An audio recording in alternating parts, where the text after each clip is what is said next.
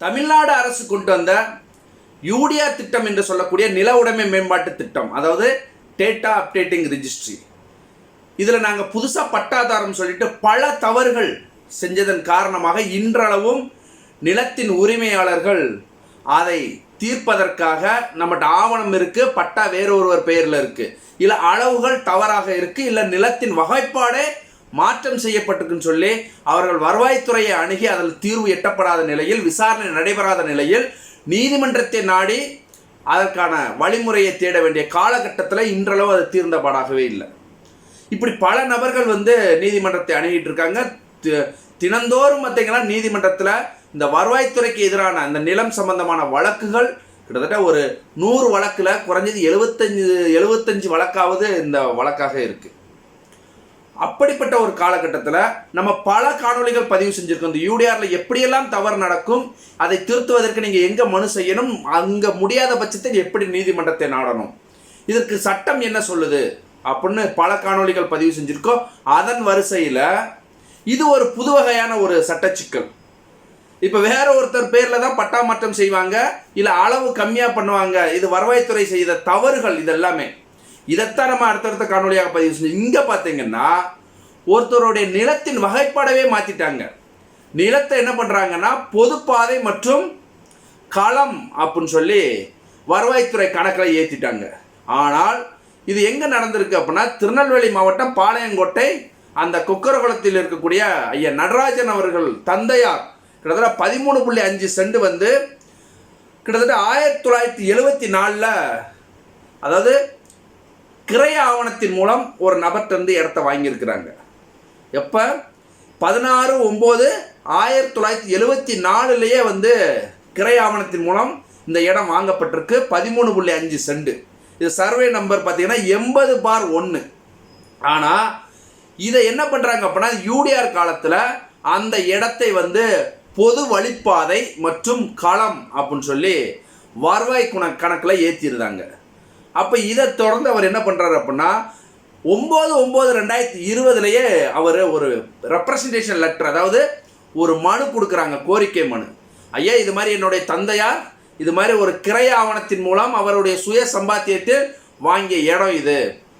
இந்த இடத்த உங்களுடைய யூடிஆர் காலத்தில் நீங்கள் தவறுதலாக நீங்கள் வருவாய் கணக்கில் எழுதியிருக்கீங்க, இதோடைய வகைப்பாடை மாற்றிருக்கீங்க, அதாவது கிளாசிஃபிகேஷன் ஆஃப் லேண்டோடைய அந்த லேண்டோடைய வகைப்பாடை நீங்கள் மாற்றம் செஞ்சு வச்சுருக்கீங்க. ஆகையால் இந்த இடத்த மீண்டும் எனது பெயருக்கு பட்டா கொடுக்கணும் அப்படின்னு சொல்லி அவர் 2020 ஒரு பெட்டிஷன் கொடுக்குறாங்க. ஆனால் அந்த பெட்டிஷன் விசாரணை செய்யப்பட்டுச்சு அப்படின்னா விசாரணை செய்யப்படலை, இதற்கான தீர்வும் எட்டப்படலை. மீண்டும் அவர் தொடர்ந்து போராடிக்கிட்டு இருக்காரு. ரீசெண்டாக என்ன பண்ணுறாரு அப்படின்னா 13/6/2025 மீண்டும் இவர் ஒரு புகார் மனுவை தாக்கல் பண்ணுறாரு, கோரிக்கை மனுவை. இந்த நிலத்தின் வகைப்பாடை மீண்டும் எங்களுடைய பேருக்கு என்னுடைய பேருக்கு பட்டா கொடுக்கணும், ஏன்னா களம்னு இருக்கு அப்படின்னா. இந்த இடத்துல நான் ஒரு விஷயத்தை பதிவு செய்ய விரும்புகிறேன். என்ன காரணம் அப்படின்னா பல கிராமங்களில் நமக்கு தெரிஞ்ச இந்த சங்கரங்கோயில் ஏரியா, இப்போ எங்கள் ஊர்லேயே பார்த்தீங்கன்னா இந்த அரசு என்ன பண்ணுது அப்படின்னா இந்த யூடிஆர் காலத்தில் பத்திர ஆவணங்கள் இருக்குது, இருந்தும் அந்த நபர்கள்ட்ட விசாரணை செய்யாமல் எதுவுமே அதை வாங்கி பார்க்காம களம்னு பொதுவாக போட்டிருந்தாங்க. கிட்டத்தட்ட ஒரு 15 வருஷத்துக்கு முன்னாடி ஒருத்தர் பேரில் இருக்குது. ஆனால் இப்போ ரீசெண்டாக பார்த்தீங்கன்னா களம்னு அதை மாற்றம் செய்யப்பட்டிருக்கு. அப்போ மாற்றம் செய்யப்பட்டோன்னே என்ன பண்ணால் பஞ்சாயத்து மூலியமாக அந்த களத்தில் அந்த சிமெண்ட் பிளாட் போடணும், விவசாயிகளுக்கு தானியங்களை அவர்கள் அங்கே கொட்டி அதை எடை போடுவதற்கோ இல்லை காய வைப்பதற்கோ உலர் வைப்பதற்கோ அந்த களம் தேவைப்படுதுன்னு சொல்லி அந்த டெண்டர் விட்டு அங்கே களம் அமைப்பதற்கான பணிகள் நடைபெறுது. ஆனால் இதோடைய மூல ஆவணத்தை பார்த்தா ஒருவருடைய கிரை ஆவணமாக இருக்குது.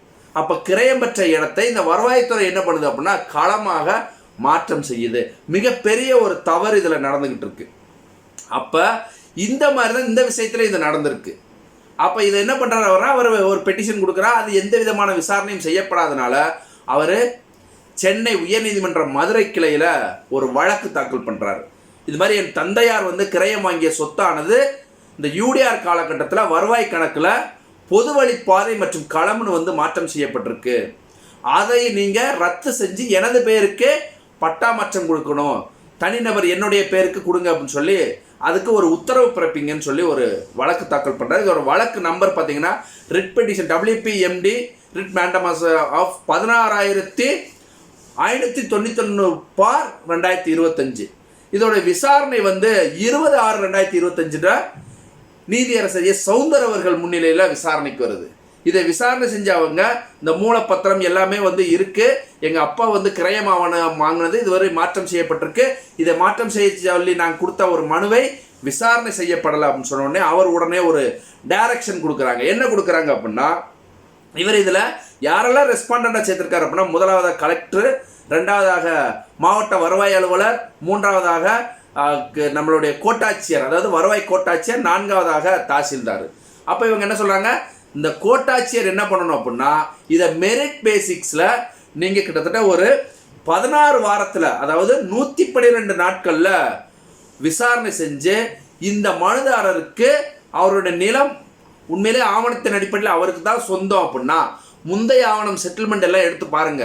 உண்மையிலே இது அரசு இடம் இல்லாமல் தனிநபர் இடமாக இருந்தால் உடனடியாக கிரை ஆவணத்தின்படி அவருக்கு நீங்கள் பட்டா மாற்றம் செஞ்சு கொடுக்கணும்.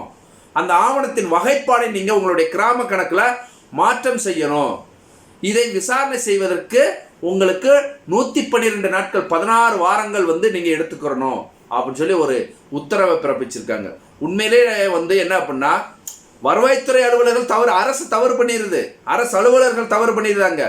ஆனால் இதை சரி செய்வதற்கு இந்த மனுதாரர் வந்து கொடுக்கும் போதே நீங்கள் விசாரணை பண்ணி உங்கள்கிட்ட எல்லா ஆவணமும் இருக்குது, செட்டில்மெண்ட் ஆவணம் இருக்கு, யூடிஆருக்கு முந்தைய ஆவணம் இருக்கு, யூடிஆருக்கு பிந்தைய எல்லாமே உங்கள்கிட்ட இருக்கு.